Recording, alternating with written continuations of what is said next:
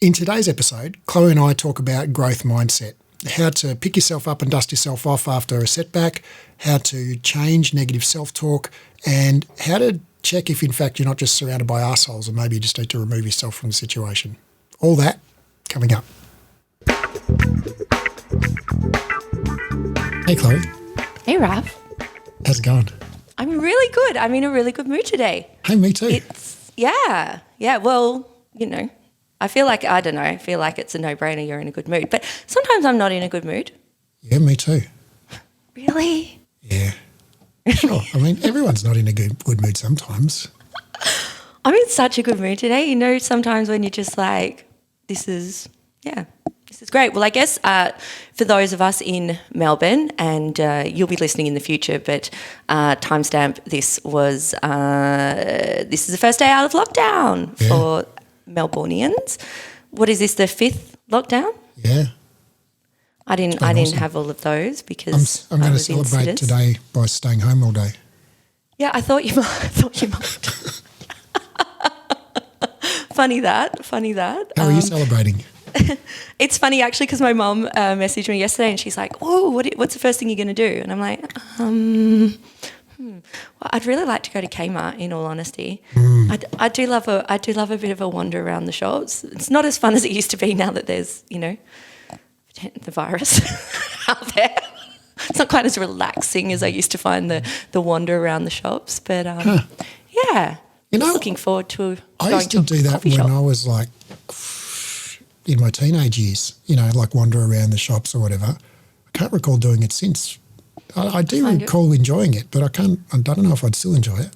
Oh, I find it so relaxing. We've all got those little things that kind of, relax us. And there's this beautiful secondhand bookstore in Brunswick that I've recently discovered pre-lockdown, and I'm looking forward to going and rummaging through some books. Cool. So why are you in such a good mood? I don't know. It's fun talking with you. Life's pretty awesome. Did a Q&A this morning on biomechanics of the squat. That was fun. What's it, TLDR? TLDR, just fucking squat and don't worry about how you squat. Thought you might say that. And your motor cortex will figure it out and you'll do it the best way. Mm-hmm. Don't give yourself rules about whether your knees go in or out or forwards or backwards or toes are this far apart or that far apart. Just squat, fuck's sake. Mm-hmm. Yeah. Awesome advice. Yeah. Great. So, well, you know what also has put me in an extra good mood? What? Is it's just you and me today. Yeah, and that's not disparaging any of our guests. We love our guests. But yeah, we haven't had a Raph and Cloe episode for a while. Yeah. So that's really fun. Yeah. Yeah. So what are we going to talk about today anyway? So today we're going to talk about something that both of us are very passionate about and something. And it's not caged lion. Oh, push up. So something that we're very passionate about, and including we're very passionate about at Breathe, and something that we foster not only in the staff but in our students, is a growth mindset. So that's what we're going to talk about today. Growth mindset. Growth mindset. I don't know. I'm totally projecting here. I've got 100% absence of knowledge about this. Right, so I'm just totally making up a story in my own brain. So, but it's my perception that most people, when you say growth mindset, most people go, "Oh yeah, I've got that." But I think a lot of people don't actually have it, even though they might think they've got it. What do you think? Yeah, and I think that I think I'm really looking forward to sort of meandering through this conversation actually and seeing what sort of thought, little thought bubbles come out basically, because I think there's some nuance in this. There's a lot of crossover with an earlier episode that we've done on imposter syndrome and perfectionism. Yeah. Definitely imposter syndrome. If we're thinking about, the opposite of growth mindset being a fixed mindset, and sort of let's delve into that a little more. And I'd like to preface this conversation by why when we thought about what we're going to speak about this week, this is what was particularly on my mind. And the reason this is on my mind, and again, not dissimilar to how I started our episode on imposter syndrome, was the amount and continual amount of direct messages I get from students and particularly new grads saying, oh gosh, I've just taught this class and it didn't go how I planned. It didn't go how I planned. I don't know how to pick myself back up from this. How do I not let this dent my confidence? I can't stop thinking about it. That good old rumination is such a bitch. Like, it does not help a thing, right? The wonderful Belinda and I are going to do, we love doing a bit of an Instagram live, and we thought, let's see what our listeners would like us to, our followers would like us to chat about. And this subject came up again and again and again. What do you do when you teach a class and it doesn't go to plan? How do you not let that dent your confidence? And also, what about when a client gives you some, air quotes, negative, because we could constructive, but it's perceived as negative feedback? Or what if your boss gives you feedback? How do you not let that, we're getting a lot of people just saying that they feel so shit after that they're questioning their ability and career choice. It's like, it's pretty big. How do you bounce back after, what you see as a setback? Yeah. And instead of letting it get you down. Yeah, and it seems to be really, because I think we'd all go, and I fully expect, by the way, just dear listeners, I fully expect this conversation to meander and to kind of evolve, and as Raph's and my conversations often go, this is not laid out on a lesson plan. We're going to think it through as it comes to us and we talk it through. But when I think about that, Raph, it's interesting. I think about all the things in a day that I might not do particularly well. Like simple things like, I'm not very good at getting the flea treatment in the right place on the cats, right? Seriously, I just really stuff up the placement, right? Which is an issue. Those fleas must be so sick of you putting in the wrong place. And by the way, my cats do not have fleas because I give them their flea treatment monthly, even though each month, trial and error, I have to try again to get it right. But just on a daily basis, there's so many things, blow drying my hair, maybe, like when fuzzy or this or that, like there's all these things, right, that we do constantly that we don't do very, that we might not do very well. But I don't go, oh, shit, I'm never going to blow dry my hair again. That's it. I'm just going to, do you know what I mean? Or, oh, stuff it. I'm not fleeing the cats anymore because I keep stuffing up the placement, right? But be fair. There, those things have probably very little emotional salience. This is what I'm getting to. If I said to you, Chloe, you know what? You're not such a valuable human being. I know people who can blow dry their hair better than you. It's like, well, you're thinking like, well, who gives a fuck? I don't care. I don't care. But if someone said if you to you, added in that you're not so much a valuable human being, that's adding in a bit more weight to it, Raph. And now I am starting to feel a little bit, fuck, that's hurtful. Maybe I do need to put more weight into my skill set of blow drying my hair. But if you all facetiousness aside, for those of us who are Pilates teachers, like, well, when you do what it is that you're sort of defining yourself partially by, like, I am this. This is what I'm getting to. Yeah. Correct. That is the way. That is what I'm saying. We hold so much of our self-worth and who we are is held up in that, right? We care deeply about it. Absolutely. And I think that's the crux of it. Okay. So if we're going to care about something so much and define our identity and self-worth by this thing, this is where we've got to then look at, well, what are some, if we've got that much, and this is awesome, you know, this is what, you know, having that much passion about something is brilliant, and getting to do that as your job is, I mean, that's what dreams are made of, right? So we've got to look at then, well, the why are we spiraling into, you know, and how can we potentially not spiral into that and use any sort of perceived setback as space to grow, as, yeah? So, all right, so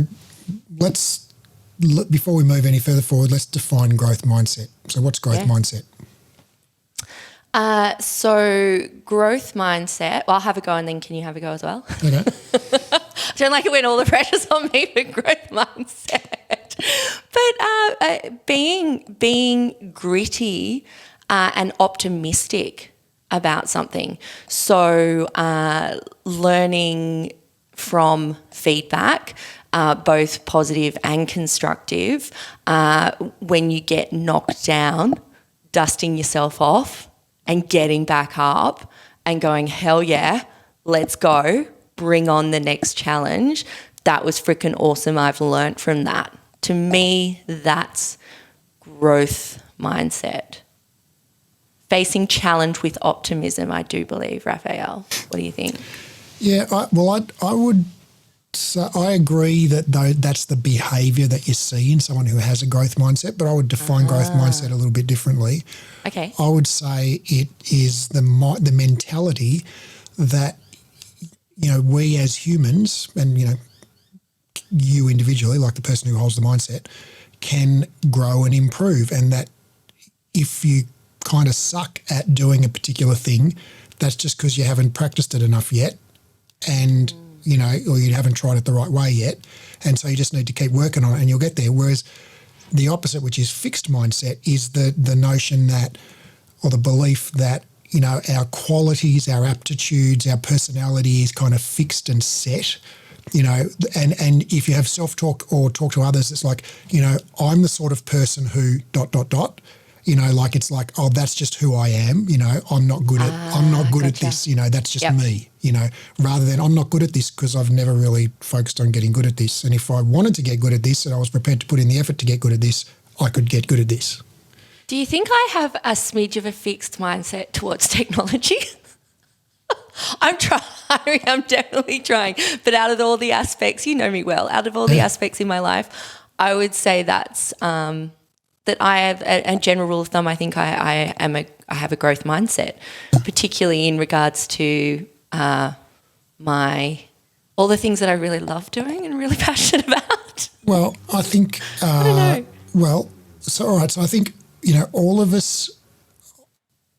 I'm a firm believer in in the value of a growth mindset, but I don't think that discounts the fact that different people have different aptitudes, right? So if we all start ballet training today, in 5 years we're not all going to be equally skilled. You know, some of us are going to pick it up quicker than others, right? Due to whatever genetic predispositions and, you know, factors in our makeup. So, you know, talent is a thing. You know, genetics are a thing, but, you know, so if you want to, you know, I mean, if you wanted to be the world's best whatever, dancer, gymnast, whatever, it's like, well, you probably got to pick the right parents as a good starting point, right? But if you just want to be a damn good dancer or gymnast or whatever, well, you can do that. You know, anyone can do that, right? But if you want to be like in the top 5 in the world, no, you've probably got to pick the right parents and work damn hard for a long time, you know. But I think everybody can improve, you know, everything if we put in the time and effort, but it's going to be, certain things are going to be easier for certain people and other things are going to be easier for other people. You know, if I wanted to do the splits, I could, right? But I'd have to work so fucking hard because, holy shit, I mean, if I just walk past a weight, I get stronger. You know, if I'm just thinking about weights now, I can feel myself getting stronger, right? But if I stretch for 2 hours a week, which is about how much I stretch, I avoid getting more stiff. Right. So if I want to actually get more flexible, because I run a lot and that stiffens you up, and plus I'm just naturally a stiff person. Like if I wanted to do the splits, that would be a God holy, massive multi-year, multi-hour per day undertaking. You're preaching to the choir Right. here. I'm definitely would define myself as a stiffer person than you, Right. Raph. You'll be in those splits way before me. Well, I'll hit it when we're 80, and you'll get there. We when can have you're a plank 89. off instead. I'm down with that. Okay, you'll beat me at that. So I think, there are definitely aptitudes, and there are also just things that you're interested in. Like, I'm not that interested in, like, I've got a pretty terrible sense of direction. If you just take me outside my front door, spin me around once and say, which way's north, I'd be like, no clue whatsoever. I didn't know that about you. Terrible, really terrible. I'm exactly the same. Huh. Well, Exactly the Let's same. make sure we use the GPS. Like, Let's never get lost together. I mean, I literally use the GPS to go to the corner store, and my wife's like, I'm like, is it up here? And she's like, no, it's the next one. I'm like, all right, thanks. She's like, well, this is like the 150th time we've made this 5-minute drive. And I'm like, yeah, I know, but why would I remember it? So but I think if I really cared enough, I could get good at that. I just don't care. It's like, why not just use the GPS? It's free, just use Gotcha. it. But I don't think that I'm unable to improve at that. I'm just not interested in improving, And with the splits, I don't think I'm unable to improve, but I just think it would be a disproportionate amount of effort. It would be more effort that I'm prepared to put in, to achieve that result. And it's not important enough to me to spend the time doing that. That's how I often feel about back bends. I'm like, I reckon I could, improve those back bends, but I don't spend the time. Yeah. Having said that, Melissa from our dip crew has in fact written me a program to get me into high bridge. So she's going to keep me accountable. Nice one, Melissa. Shout out. Very nice. Yeah, So, shout out. Yeah, so I wouldn't say, I'd say you've got a growth mindset, Chloe. But, I think we're all motivated. I don't think you're very excited by technology. I'm not really. And I feel like I can't see Josh, who's assists, does all our tech and sound. I can feel like he's on here right now having a little quiet giggle. Or maybe not so off quiet. camera. Yeah. Not so quiet. Probably chuckling loudly. Probably rolling around on the floor, clutching his sides in pain. Yeah. Yep, agree with that one. Okay, cool. So we've got a growth mindset where we believe that if we can get good at something, if we put in the effort, if we put in the practice, we can get good at something, right? And then there's the fixed mindset where it's like, no, that's just the way I am. I'm shit at that, so I can't get good at it, or I'm not talented. Or also, Yeah. like, I'm good at it, and that's just an inherent property of who I am, right? So if you're good at a thing and you think, oh, that's Yes, I'm just you're talented. naturally talented. Yeah, which is fixed mindset as well. Yeah. Yeah. Super interesting. And the reading I've done on both of these, particularly from Grit by Angela Duckworth, who delves into talking about both of these and how it can be really set up by teachers and parents when you are young as well, is that sense of, the fixed and there's a wonderful passage actually in Grit where she gives examples of what's a statement that fosters a growth mindset in a child and what's a statement that fosters a fixed. Should I just read a couple? I think it really helps you understand that. Yeah.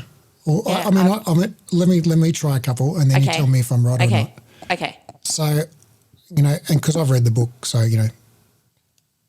maybe I'm just remembering it. But so what I took from that book was, with my daughter Bintu, I never now, when she does something, I never say, oh, you're so talented, or you're so, you're so great at that or something. I always praise her effort. I say, oh, you tried so hard. I can see you've really been working on that, or, that was an impressive effort that you put in tonight, or whatever. So praising effort and perseverance, not Correct. not results as such. Spot on. Yeah, that's exactly right. I guess I'm just good at this, eh? You are good at that. And I was Just reflecting. I was reflecting on this over the last couple of days when we were going to talk about this, and thinking about my own upbringing and my parents and my grandparents and the different things I've done throughout my career and how things I've done have been quite different to each other. It's not like there was a logical step that ended me up as in Pilates and then as a Pilates trainer of, of students, etc. And my parents were very much, and I'm sure they wouldn't have realised they were doing it, but they very much fostered a growth mindset in me that I was always told that I could do absolutely anything I wanted to. I had to put my mind to it. I had to put in the work, but I could do absolutely. And my grandfather was the same, my dad, my mum. So I've really... And I was really reflecting on that the other day and going, wow, I'm extremely grateful for that, because I have always sort of, I've tried new things and just gone, okay, well, this is random, but I'm going to, I don't know. It was interesting. I don't know. I was looking through, I used to be a makeup artist, and I was, and a lot of people wouldn't know that about me. And I was a makeup artist for quite a few years. I worked in high fashion. I worked in beautiful photographic work. I worked on a couple of smaller movies. I worked in, and I look back now and I go, like that was like 2008 and give or take around those years. And I remember one day just deciding I was going to do that. I don't kind of know why. And I told my grandfather, and my grandfather said, okay, I'm gonna buy you your kit for this makeup school. You're going to be great at this. And I remember he went and he bought me the kit to get me started. And, there was no like, well, are you, why? Why? It was just like, okay, great. You'll be fantastic at this. Let's do it. And I'm so grateful for those sort of, anyway. It's cool. I think the more we can foster a growth mindset in children, and then also, we can rewire. Yeah. The brain is plastic. So, if you don't have a growth mindset, or you haven't had a growth mindset fostered in you, doesn't mean that you can't now work on having a growth mindset. Well, in the very act of working on having a growth mindset is a growth mindset. Yeah. So okay, cool. As soon as you start to try, you've succeeded. Bam. There you go. And definitely, if you are an educator and you're listening to this, including an educator of adults, such as us at Breathe Education, fostering a growth mindset with your students, I think, is absolutely paramount. And how you can do that is with being mindful of the language you use. And I have to catch myself on this. It can be very hard not to say to someone, and I've said it, you're a natural. Yeah. Because you think you're giving a compliment, don't you? Like you think you're saying, like it's a compliment. Or even just saying something like you're smart or something like that, Yeah. Whereas it actually, what we know is that doesn't help foster growth. So I think that's really interesting. So I try now. I don't always succeed, but I do try and say, like, instead of saying like, when someone asks me a good question or they say a really insightful comment, a student, for example, instead of me saying, you're really smart for saying that, I say, I can see you've been thinking about this really hard, right? Which is kind of almost the same, but I think there's a pretty important distinction there. Yeah, I don't always get that one right, but, work in progress. And that's the thing. I don't always get it right either, and we are humans, but we've got a growth mindset, Raph. We do.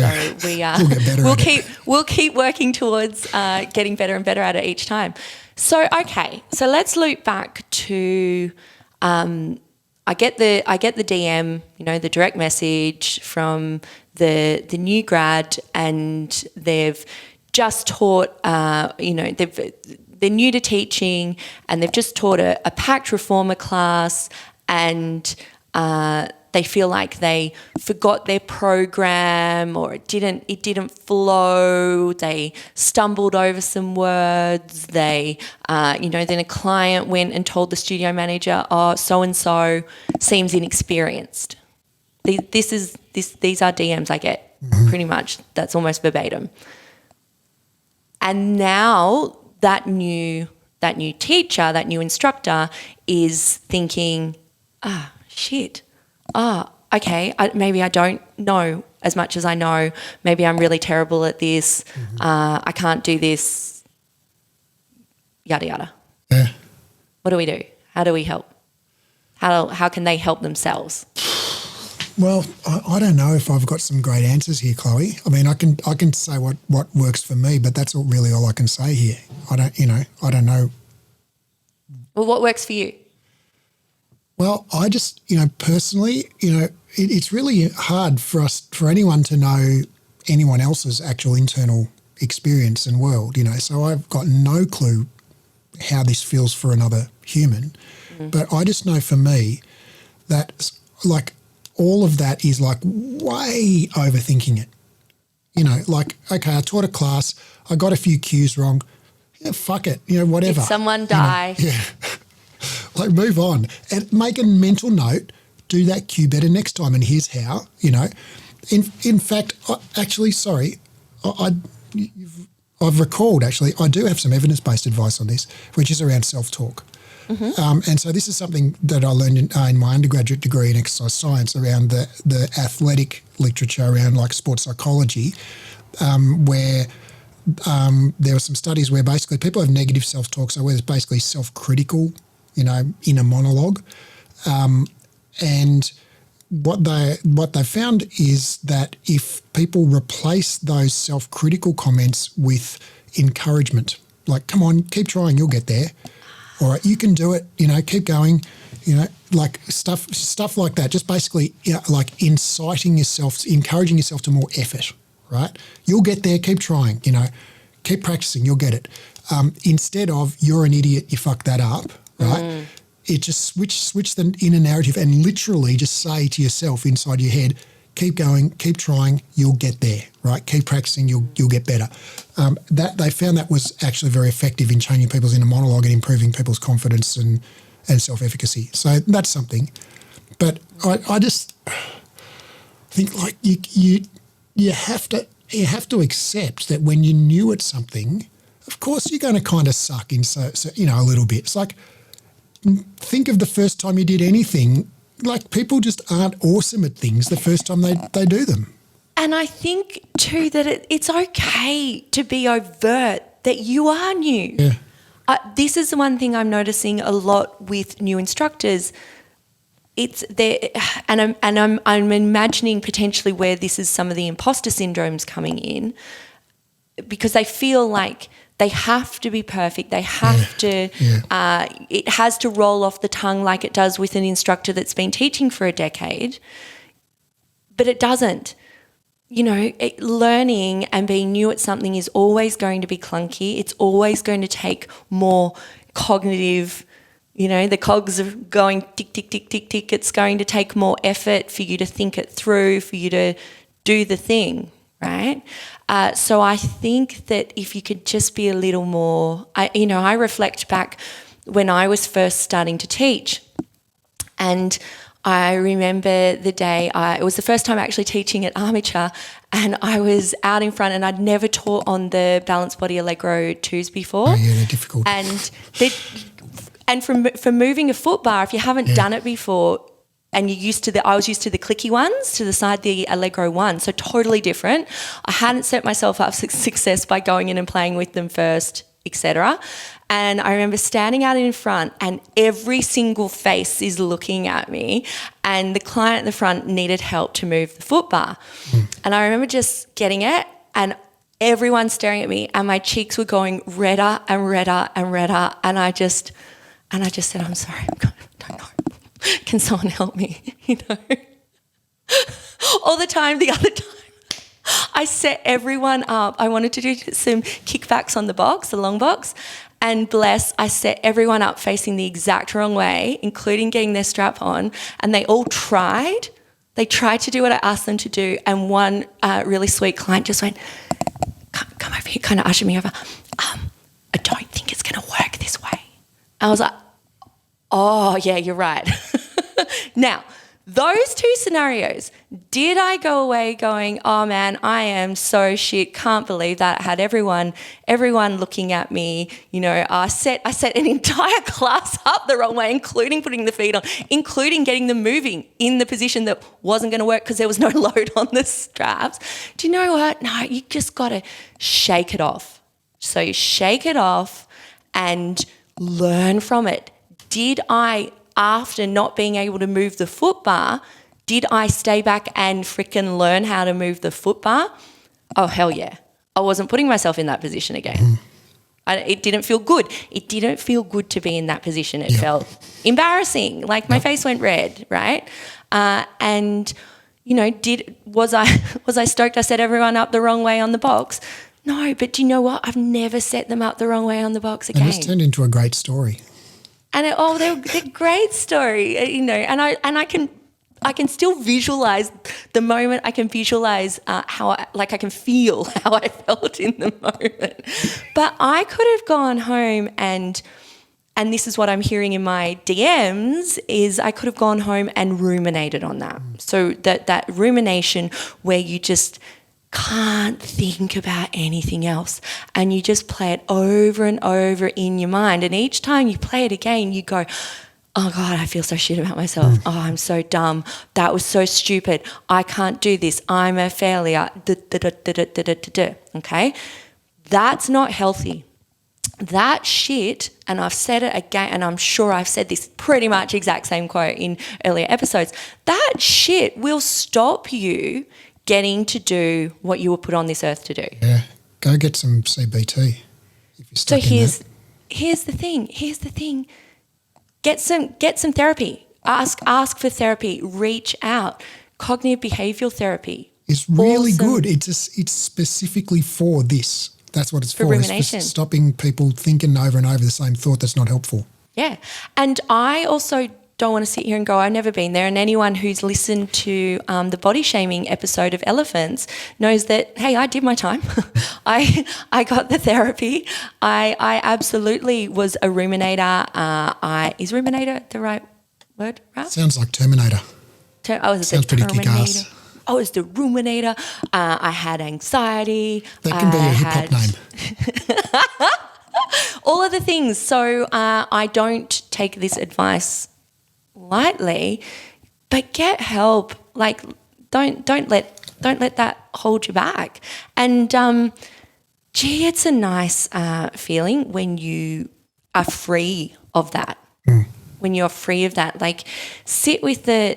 Do you want to keep feeling like this after you forget one side of a program? You know what I was thinking as you were describing that situation, of being in class and, struggling to adjust the reformer, foot bar, and those are really fucking hard to adjust. Like, I've struggled. Especially when they're a bit old too. They the ones I taught in Bondi, they were even worse because they'd got a lot of salt air.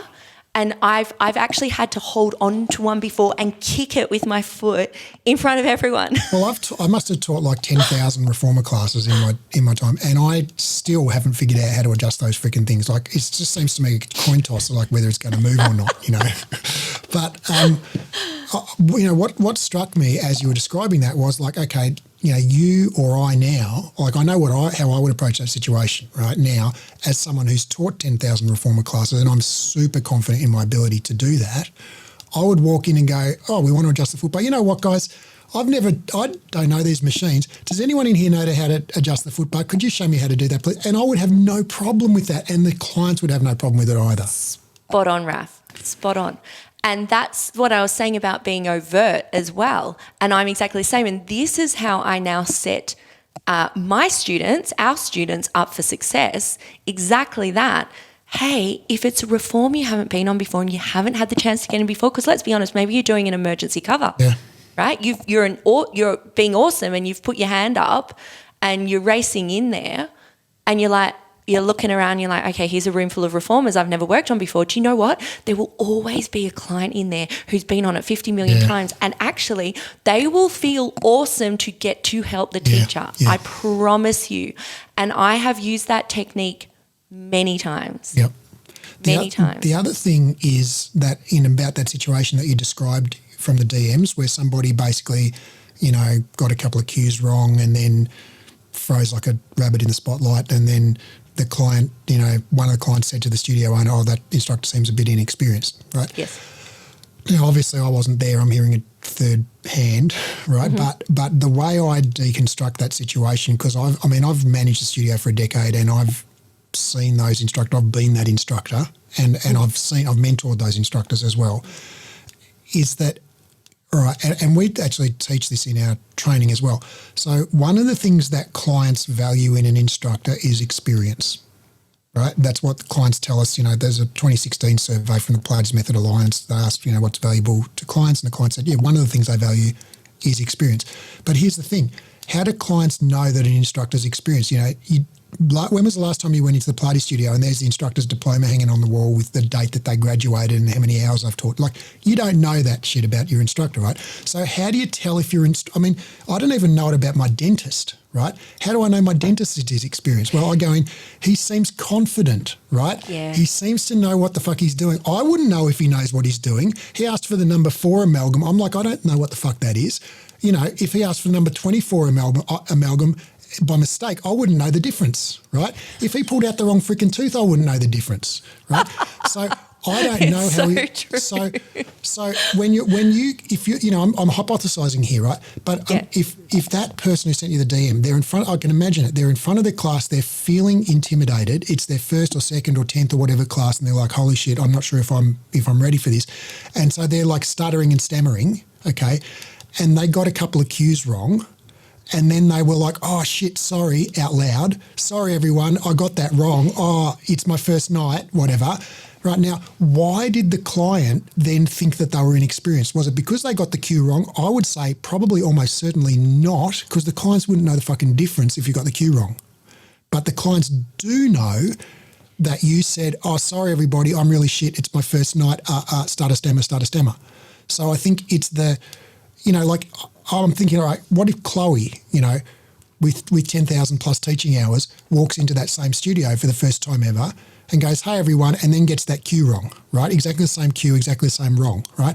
How's Chloe going to play that? Chloe's going to go, "Ha ha, I got the cue wrong, everyone. What an idiot I am. Let's get going," right? Like, no big deal. Just move on, right? I think it's okay to say so I guess what you're saying there, though, is, Raph, which is kind of different to what I said. I was thinking it's okay to let people know you're new. You actually think they shouldn't? You think it should be a bit more? That's not what I'm saying. That's not what I'm saying. Okay. Like, what I'm saying is, like, what people, like, when I've thought a lot about that PMA survey from 2016, where the clients of America surveyed over 450 Pilates studios, the clients of all those studios, and they said, "What's the most important attributes to you in a Pilates instructor?" Okay. And I think number 3 out of 11, like the third from the top, the really important things was experience. We want an experienced instructor. But I've thought so much about this, how do clients know if you're experienced, right? Well, if you're a client, you go into a class, how do you know your instructor's experience? Well, the way they talk, right? The confidence they have in their tone, the way they hold the room, the smoothness of their programming, the fluency with which they use the cues and stuff like that. But it all comes across to their bearing and their demeanour, right? And so I think when clients say, "I want an experienced instructor," that is code. What they actually mean is, "I want a confident instructor." Right? So I think it's not actually experience that the clients want, because they don't know the difference. But what they want is someone who acts like they know what the fuck they're doing. Right? And not even like they know what the fuck they're doing. Someone who's just confident in themselves. Like, I've had conversations with Kat Webb about this, with Laura Sagers about this, with you about this many times. Kat Webb, said to me on a couple of occasions, like, "Oh, when I go in and I tell everyone the wrong cue, like, lift up your right leg," and they're like, "I'm sorry, I'm standing on my right leg, I can't lift it up, I'll fall over." She's like, "Oh yeah, that was a pretty silly cue, isn't it? What cue should I use?" And she just makes a game of it and turns the whole class into a fun game where the clients are coming up with the cues for her. And it's like, and that's a feature, not a bug, It becomes a good thing that she messed up the cue, and now they get to play a fun game together called, "Let's figure out what the right cue is here," So I just think it's, like, in that situation, that the problem that the client was picking up on. What the client was picking up on was probably the lack of confidence, not the lack of skill, right? So you could go in there with the same level of skill, but just more confidence, and the clients would be perfectly happy. You're skeptical about that. I'm going to use it in my. I'm just going to use a personal. Well, I agree. I do agree. It's interesting though. I had a shitty circumstance happen once, and I think this is actually in this conversation. It's good for me to talk about because I would say that a lot of our listeners who are grads of mine, etc., would think, surely no one would ever think, when Chloe teaches a class, she's inexperienced or etc., right? I think I talked to you about this, Raph, potentially, because I also want to be vulnerable and say that, it's okay to, when something doesn't go how you think it will go, or you get some feedback, to kind of feel shit for a bit. Like you're allowed to have emotions. You're a human being, right? But then you've got to shake yourself off, dust it off. I was teaching at a new studio in Bondi, and at this stage I've been teaching for 7 years or whatnot. I was highly experienced. Wasn't a trainer for Breathe yet, but I was a highly experienced So you instructor. weren't yet the elite of the elite. Well, I wasn't green around the ears, that's for sure. And I remember this new client came in. It was a very, this was sort of our more dynamic class, etc. I set the scene at the beginning, what the class was going to be about, blah, blah, blah. Anyway, taught the class how I normally would. Brought my normal stage presence, did all the things. I thought it was a fantastic flowing class. Had a couple of staff members in that class as well. Great class, etc., etc. Anyway, I felt pretty good about it afterwards. This particular client was doing a little bit of kind of, sort of some alignment protocols on themselves that would indicate that they were used to potentially a different style of teaching than me, and so on. So there were a few little things I picked up on, but picking up on those for me was that trigger to just show this client a little more love. So I thought I did a great job of handling that as well. So I was feeling good, right? So you can imagine my shock when this particular client sent through a huge email to the owner of this particular studio to say that they were disappointed in the class, they were disappointed in the level of teaching and the inexperience of the teacher, and that I didn't suit the premises or something. It wasn't nice, right? And I remember the owner bringing me in to sit down and talk to me about it. And the first thing he said, I just want you to know that I 100% back you. I know how experienced you are. I've been to your classes. It's the reason we've hired you. So I just want to premise it with that, okay? And he was wonderful. He let me talk it through, and I talked through my experience, which is how feedback should go. So if you get, and this is what I want you to know too, that if you are getting feedback from a client that was constructive/negative in this case, that there should always be a conversation that your boss has with you, and that should be, can you tell me your side of things as well? This is their perception of it. What happened for you during this? Because sometimes you might just go, yeah, actually, you know what? Fuck, I wasn't in a very, good headspace that day, or I was distracted, this had just happened, I didn't bring my A game. I'm glad this has been brought to my attention. Thank you, it won't happen. Do you know what I mean?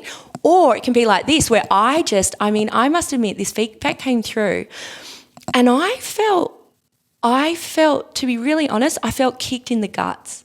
Like, when you hear something and you feel like sick. Yeah.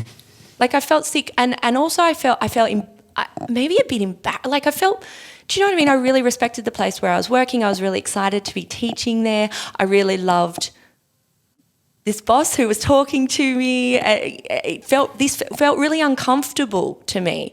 And anyway, Can I finish the story? Because I've heard this one before, and I think I heard it when it actually happened. I think because did I say, hey, I'm feeling a bit sad about this, right? Well, I remember discussing this with you, on the phone one time, and I'm pretty sure that if I recollect right, it turns out that this, quote, client was actually an instructor at a competing studio. Correct. And that basically they were just, causing trouble. Sent in particularly to... Yeah. But before we even figured that out, I just want to give a shout out to this particular boss at the time. Massive props to him. He actually wrote back to this client saying, I'm sorry that thank you for your feedback. I'm sorry that was your experience of it. I do wholeheartedly stand by Chloe and her experience and our instructors. What's so wonderful is that we have many other instructors on the timetable, and we'd love to give you a class to come in and try with one of the instructors and see if they're a better fit for you. This is before we knew the person was a mole. Sent in, right? So there's really... And once I found, I was shaking it off already. And to be honest, the way that my boss dealt with that was enough for me to shake it off. Because how fantastic that they showed that they had that faith in me. And I mean, God, that's the reason they've hired me. So segueing to that as well, Raph, is that sometimes the DMs I do get from new grads is that they're actually having a fucking shitty experience with a shitty boss in a shitty toxic environment. And so that's the meme that says, when you doubt yourself and you think you're lower than the lowest of the low, make sure you're not in fact just surrounded by fucking assholes. Right? Sometimes it's not you, it's them. Yeah. So I believe that you should be working in a space where you're cheered on, you're nurtured on to succeed. Yeah. Now that, a part of any growth, that will involve feedback. It will involve you needing to tweak things. It will sometimes it will be feedback that's going to be a little bit challenging for you to hear, right? But it's going to be delivered in an affirming and supportive way. Exactly. And then it's your job to apply that. And I'd just like to unpick that just a little bit. Affirming and supportive, because I think there's probably a lot of misunderstanding of those terms in our industry. I believe a lot of people think affirming and supportive means you always say nice things to people that make them feel good. Right. Whereas that's not what I mean. I'm pretty sure that's not what you mean when you use those terms. It's like you might be delivering some news that the person's going to find challenging to accept. Like, okay, when you did this thing, it had this effect that was not what you intended, and that made people feel bad and it caused a problem, and I need you to do it differently moving forward. Right? I've had plenty of that feedback in my life. Plenty. Right? I've had plenty of that whilst working with Breathe. That's because that's part of how you grow. Right. And so we all need to hear that from time to time. And to deliver a message like that, okay, like this thing that you did kind of didn't work, and here's the reasons why, and here's what you need to do different moving forward, okay, that can be delivered in an affirming and supportive way, by prefacing it by going, hey, if I was going to give you feedback, I'd go, hey, Chloe, I love working with you. You're awesome. You're such a hugely valued part of the team, and I love the way that you have such a massive growth mindset, and I know that you're going to take this the right way, and I've got some feedback to give you that I heard from a client, and blah, blah, blah, blah, blah. What's your if it was from a client, I would, of course, say, what's your side of that? And if it was from something I'd observe, I'd say, look, I saw A, B, and C, and here's the effect. I know you didn't intend to have this effect, because you want the best for everyone. But what I saw was this other person got really upset by that, and they didn't share that with you or whatever. Yeah. And so we need to, make some adjustments moving forwards, right? And that that is so helpful, because I have had feedback before that the way I have, delivered something or whatnot has landed this away with this person. And I've had no idea that's what they were thinking, or that's how it had affected them. Actually, in fact, I've come out of something feeling like a totally different way about it. So, and I'm like, oh, wow, okay. So it helps with you being more, that's helped to make me be more self-aware about certain things. And I've had that. I've had that as well. Like, you know, often I've had the experience of thinking like, oh, I'm doing such a good job with this person, and then I get feedback from like, yeah, no, that person really fucking hates the way you talk to them, or you know, like. The last feedback I got, I was shocked because I thought I'd come out of that meeting feeling totally different to how these people felt, and I was like, wow. Yeah. And in that moment, it's okay that feels uncomfortable because, you know, and when you hear something, you know, when you get feedback, Raph, and you know, like you've given me feedback before, Chloe, you look distracted. Yeah, I was distracted. Like that's not it. Do you know what I mean? Like there's no secret about that. It's not like I'm like, oh yeah, soz. It won't, like I'll be more mindful of that. If I think that was one time we were on Zoom meeting together and I could see you on your phone, and I think I was taking a photo of Malibu. He was being really cute. You on your phone saying you look distracted. Yeah, because I was taking a photo of Malibu because Malibu was being really cute. I was 100% distracted, right? So, you know, if your boss says, hey, you look distracted because you're taking a photo of your cute little kitten, well, you're distracted. Like, that's, you know, that's just you've been caught out. Fair cop, right? Sort shit out. But, you know, there's nothing shocking about that. You don't go, oh, God, I feel kicked in the guts. But when it comes when it's a different perception to what you had of something. Right, sorry, but when I deliver that feedback, I would never say and didn't say like, oh, you never... You know, you're the sort of person who ... It's like, hey, right now you look distracted. Yeah. But Raph, you could have just said, Chloe, get off your phone. And it would have been fine. So, you know, there's different relationships you can get away with a bit more. Like you could have just said, oi, phone down. And I would have been like, oops. So's Raph. But then there's the more nuanced feedback where I think there definitely needs to be a sensitivity in the deliverance of it as well. Which I think you do so fantastically, and I think is fostered so fantastically at Breathe Education. And I mean, don't we have an episode on radical candor? Pretty sure we do. Yeah, pretty sure we do. But you know what I'm learning, Chloe, and this is interesting. This is feedback I've had, and I've had to receive this feedback like 10 times already, and I'm still like 50% across the line with it only. But so, you know, I'm the leader of our organisation. We've got like 36 or so team members, and so you know, when we started out, my job there weren't 36 of us. There was only like 3 of us, and my job was to teach all the Pilates courses. And now my job is not really. I don't do much teaching. I teach just 1 lecture a week for the diploma, and I correspond with students a fair bit. But you know, really, my job is to lead the team and share the vision, right? And the vision is like, here's what we believe in, here's our values, here's where we're going, here's the difference we're trying to make in the world. And you think like, okay, that's a fucking full-time job to say that. You know, that sounds like a pretty cushy job.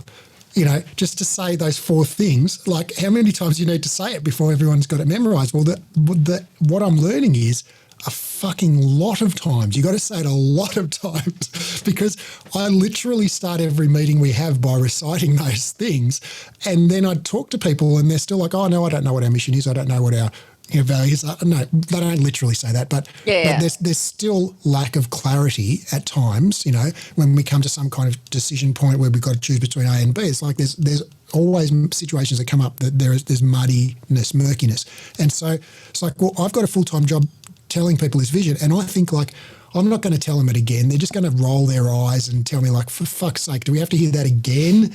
And so I refrain from telling it. And then people are sitting there going, well, what the fuck are we meant to be doing? Like, we don't know what the vision is. I don't know what the mission is. So my perception is totally different to the experience of other people.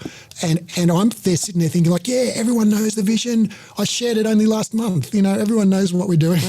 Everyone's on the same page. And then, you know, Nicole, our general manager, comes to me and says like, you know what?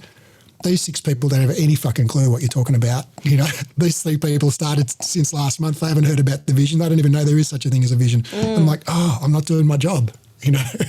So you know, I think that feedback is like so crucial for all of us, you know. And I need, you know, so the lesson I'm learning is when you tell someone something or share something with someone, just doing it once isn't enough, right? No.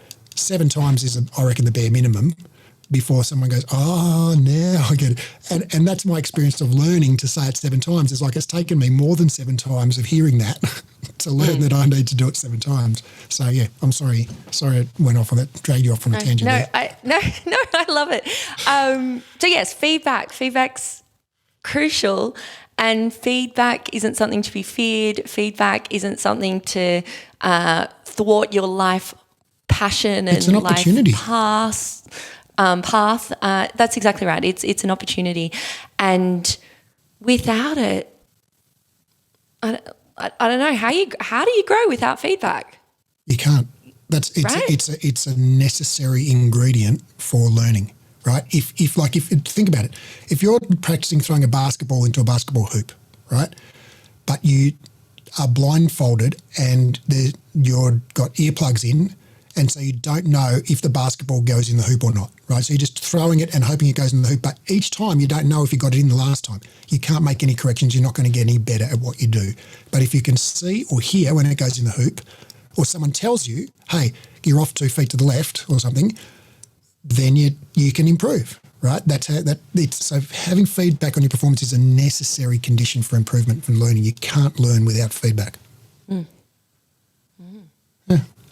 So, there you go. All right, so I want to, there's one just kind of little sort of overlapping thing, or it's not little, it's an overlapping thing that I want to talk about, because I know that you've got to take Malibu to the vet. Yeah, no one panic. He's all right. Okay. Got to get his eyes checked. Has he got 20/20 vision, or how's he going to read the little letters, because cats can't even read? Malibu, Raph's talking about you. The funny thing is I can see he's already put himself in his cat carrier, which is so helpful to me. He thinks it's a bed. Little does he know it's taking him to the vets. No, he's got a blocked tear duct from when he was a little stray. Yeah. No, from when he was a little stray kitten, and it's causing some issues. So we wouldn't want him to have issues. Okay. Yeah. So kind of this overlapping issue, I think, is that people sometimes set the criteria for success kind of incorrectly. So if they're, for instance, in teaching a reformer class, right, and like, well, how will you know if you did a good job? Well, if you say like, all right, well, if I do all my cues smoothly and, don't get on the reformer back to front at any point, whatever rules you make up for yourself about how you know you've succeeded. Well, just say you do all those things, but you deliver it in a wooden, toneless, disembodied sort of, distant way, and all the clients go, that was a fucking shit class, and don't come back again, right? Is that truly a good job? So like if, I think at the ultimate, at the end of the day, how do you know you taught a good class is the clients come up to you afterwards and go, fuck, that was an awesome class. Can't wait for the next one. And they come back to the next one. Right. And so so that's an example, probably not a great example, of sort of mixing up between what you're trying to achieve and what you think you're trying to achieve. Another one that I see a lot in instructors, and I see this so much, oh my God, is instructors and people who work for themselves, like people who maybe say, see clients out of their back room or online or whatever, they want to increase their income, right? They want to earn more. And so what do? They do another weekend Pilates course on another modality. They learn fascial slings, or they learn a new prop, the OOV or the motor or the fitness circle or whatever, right? They do some kind of modality. I think, I'll have an extra. Haven't we TM'd the 101 things to do with the fitness circle? TM, Raph and Cloe. And they think, all right, they do bar training, or they do, whatever, right? They do another certification. They think, I'll do another certification. But actually it's like, well, if you think back to the goals, like their goal is to earn more money, right? So wouldn't a course like sales be more, or like financial management or getting a business coach or, something like that, negotiation skills, something that is directly related to what you're actually trying to achieve, rather than some kind of surrogate measure that you think like, okay, if I know more OOV moves, therefore somehow that'll magically translate into me making more money. But it's like that doesn't translate, I wonder how many OOVs we've just sold. How many times we just say OOV? Do you know they're going to start coming up? They're going to start, once this comes out, you and I will get this on our news feed now. Oh, will we? OOVs. OOVs. Yeah, ads for them. Oh, yeah, because it'll go up, yeah. Hey, you know what? It'll probably, I'm sure my phone's listening to me right now. I'm sure they'll start coming up this afternoon. Yeah, so I think just to kind of round that out, I think okay, so sometimes people get upset because they judge themselves harshly and they think, okay, I made a mistake, therefore I'm a loser. All right, so I've got negative self-talk. It's it's a fixed mindset. Yep. I did this thing bad, therefore I am bad. Yep. Rather than I did this thing bad, therefore I just need to practice a bit more and get it right. Or even I did this thing bad and who gives a fuck because the clients didn't notice.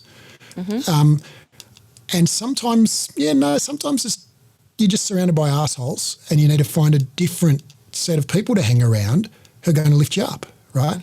And sometimes it's like, okay, you heard someone said something to you that was hard for you to hear, but that was actually a good thing because now you know better and you can do better, right? And before you were still having that negative effect on people, you just didn't know about it. Exactly, exactly. You're walking around thinking everything's awesome and everyone's And going, I've had some here comes really Raph again. eye-opening feedback. I'm like, I had no idea. Wow, okay, cool. I need to be more mindful. Yeah. So it's just like, a head in the sand mentality, really. Totally. And then there's a situation, this last one that I'm trying to communicate. I'm not sure if I'm doing a great job of it, but it's basically like saying like, I want to be really good at this one thing, so I'll measure myself on whether I'm good at this other thing, and then you're either really good at the other thing, but the first thing that you actually want doesn't improve because they're not related. Like I did more courses on fitness circle moves, but I didn't make more money. And I can't understand why that didn't work,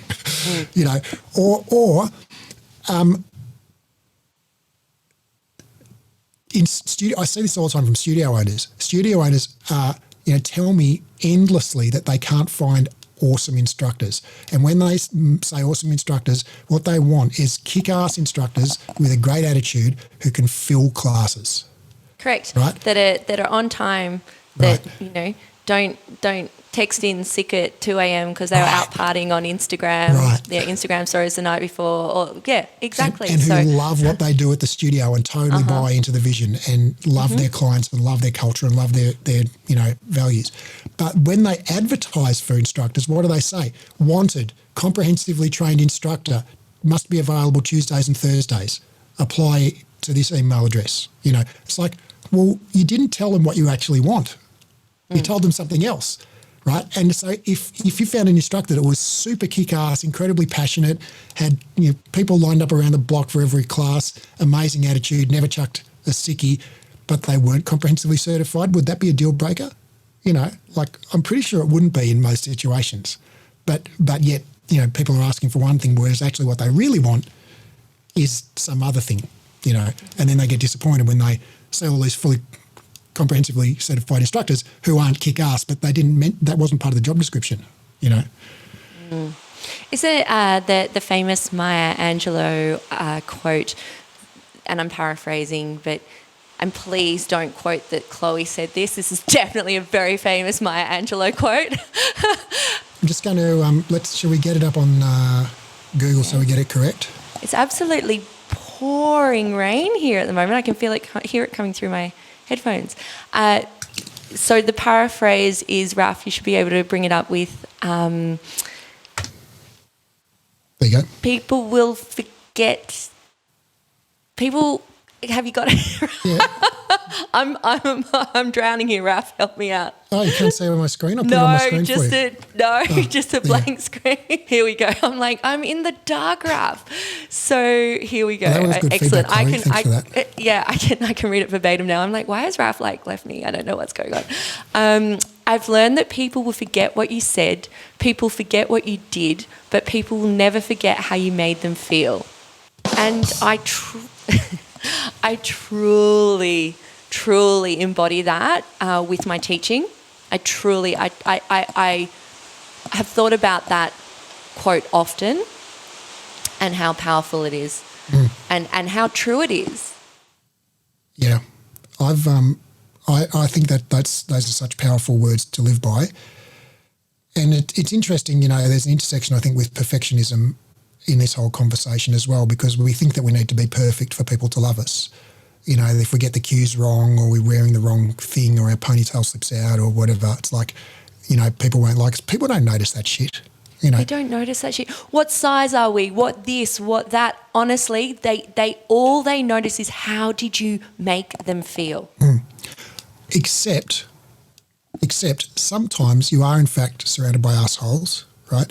I talked to a lady in New York yesterday, an instructor there, and she's a woman of colour, and she's not a dancer, and she's not a slim petite size 6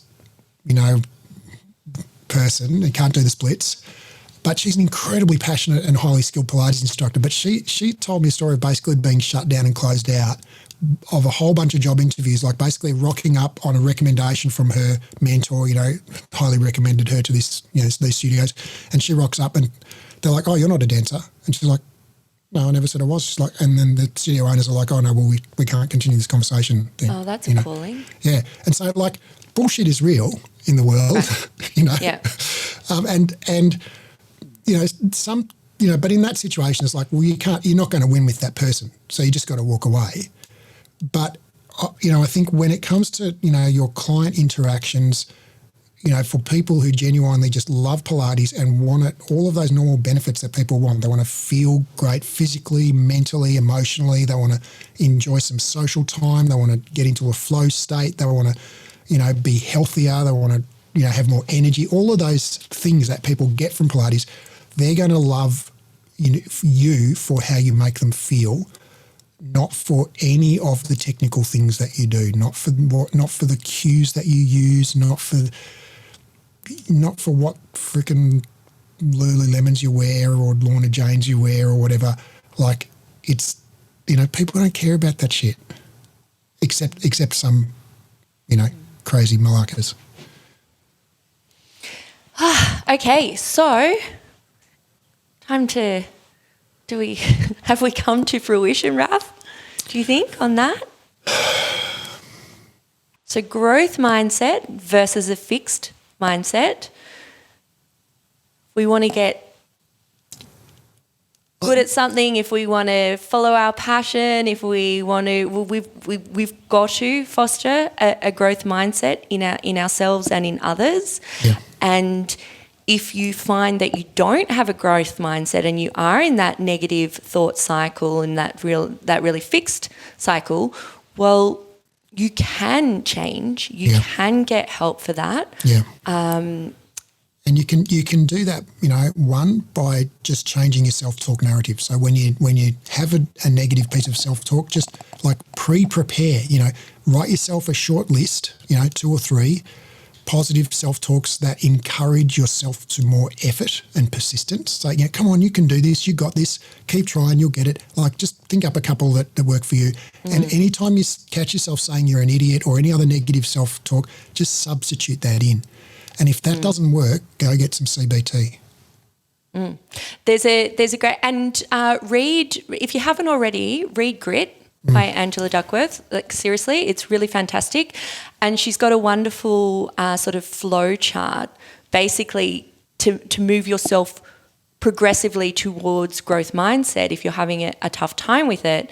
Basically, growth mindset, optimistic self-talk, perseverance over adversity. She said, my recommendation for teaching yourself hope is to take each step in the sequence and ask, what can I do to boost this one? And then et cetera, and basically, and I mean, there's some hard love here. If reading, and this I'm reading verbatim from her book, if reading this chapter you recognise yourself as an extreme pessimist, my advice is to find a cognitive behavioural therapist. I know that how unsatisfying this recommendation might sound, but yeah. And I would add to that, but first, check that you're not in fact just surrounded by assholes. That's exactly, yep. That's exactly right. Great chat, Raph. Yeah. We should do this more often. We should do this more often. Yeah. I'm feeling very growth mindset right now. Yeah, me too. Let's go out and take on the world. I'll take Malibu to the vet. Bye. I might go down and have a stretch. Go work on those front splits. Get 0.001% more flexible. Awesome. I have faith in you, Raph. See you, Chloe. Bye.